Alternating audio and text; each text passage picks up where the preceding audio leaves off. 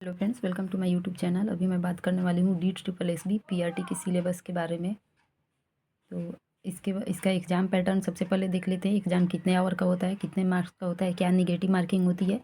तो चलिए सबसे पहले बात करते हैं कि एग्ज़ाम्स में नंबर ऑफ़ क्वेश्चन कितने होते हैं।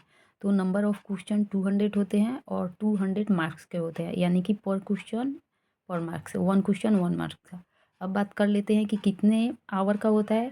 तो ये 2 आवर का होता है और 120 मिनट्स का होता है, यानी कि 200 क्वेश्चन और 2 घंटे का टाइम मिलता है। अब बात कर लेते हैं निगेटिव मार्किंग की। अगर निगेटिव मार्किंग की बात की जाए तो 0.25 का निगेटिव मार्किंग होता है, यानी कि 1/4। इट मीन्स हो गया कि आप अगर 4 क्वेश्चन आपका रॉन्ग है तो 1 सही में से आपका माइनस हो जाएगा। ठीक है, इतना तक समझ में आ गया। अब देख लेते हैं।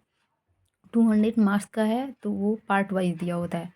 पार्ट ए और पार्ट बी में क्वेश्चन आएगा। सबसे पहले पार्ट ए का क्वेश्चन आता है आपके सामने, ये ऑनलाइन मोड में होता है। तो कंप्यूटर पे सबसे पहले पार्ट ए का क्वेश्चन आपके सामने आएगा। फिर जब पार्ट ए आप सॉल्व कर लीजिएगा तो उसके बाद पार्ट बी का क्वेश्चन आएगा, और दोनों टाइम पीरियड जो है लगातार रहेगा, यानी कि 2 घंटा लगातार टाइम मिलता है। तो पार्ट ए में 5 सब्जेक्ट होते हैं। चलिए देख लेते हैं उसको। पार्ट ए की अगर सब्जेक्ट की बात की जाए तो जीएस 20 नंबर का होता है। फिर रीजनिंग होता है जो कि 20 नंबर का होता है। मैथमेटिक्स होता है जो कि 20 नंबर का होता है। इंग्लिश जो कि 20 नंबर का होता है, और हिंदी भी 20 नंबर का होता है। यानी कि 5 सब्जेक्ट है और पाँचों सब्जेक्ट 20-20 नंबर का होता है। तो ये टोटल मिलाकर 100 होगा। ये हो गया पार्ट ए आपका। अब आते हैं पार्ट बी पे। अगर पार्ट बी की बात की जाए तो इसमें सिर्फ और सिर्फ पेडागोजी रहता है। 100 का 100 क्वेश्चन 100 मार्क्स का सिर्फ और सिर्फ पेडागोजी रहता है। अगर पेडागोजी की बात कर ले तो इसकी भी सिलेबस काफ़ी ज़्यादा है। शॉर्ट में अगर मैं आपको बताऊं तो इसकी कुछ शॉर्ट में अभी बता दे रही हूँ।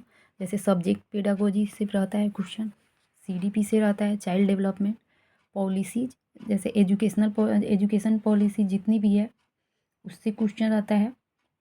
Like NCF, RTE, NPE, national policy जो 2020 है वो भी रहेगा। अब बात करते हैं आगे एजुकेशन टेक्नोलॉजी की। तो एजुकेशन टेक्नोलॉजी से भी काफ़ी क्वेश्चन रहता है। एजुकेशन टेक्नोलॉजी से आई थिंक 8 से 9 क्वेश्चन रहता है। उसके बाद स्टेटमेंट पूछा जाता है। हिस्ट्री ऑफ एजुकेशन, इससे भी क्वेश्चन रहता है, और बाकी मिसलेनियस रहता है। अब बात कर लेते हैं कि पेडागोजी 100 मार्क्स की है। तो इसमें जितने भी इसकी पेडागोजी है उसमें सबसे ज़्यादा मार्क्स का क्या पूछा जाता है।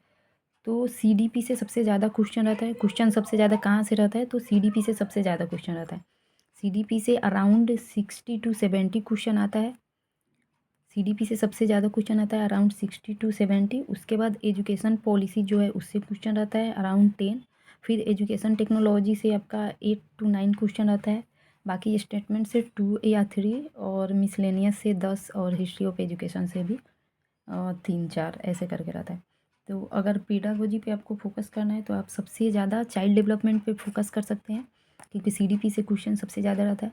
और बात करें इसकी प्रिपरेशन की, तो इसकी प्रिपरेशन के लिए सबसे पहले तो आप प्रीवियस ईयर बुक लो, प्रीवियस ईयर क्वेश्चन देखो, क्योंकि प्रीवियस ईयर क्वेश्चन देखने पे आपको एग्ज़ाम का पैटर्न समझ में आएगा, और फिर उस अकॉर्डिंग आप अपना प्रिपरेशन स्टार्ट करो। तो ये हो गया इसका सिलेबस। बाकी सब्जेक्ट वाइज मैं इसकी सिलेबस आगे की वीडियो में बताऊँगी। तो इस तरह से आप बने रहे। और ये आपका कुछ सिलेबस इस तरीके से हो गया इसका। बाकी मैं नेक्स्ट वीडियो में डिस्कस करूँगी।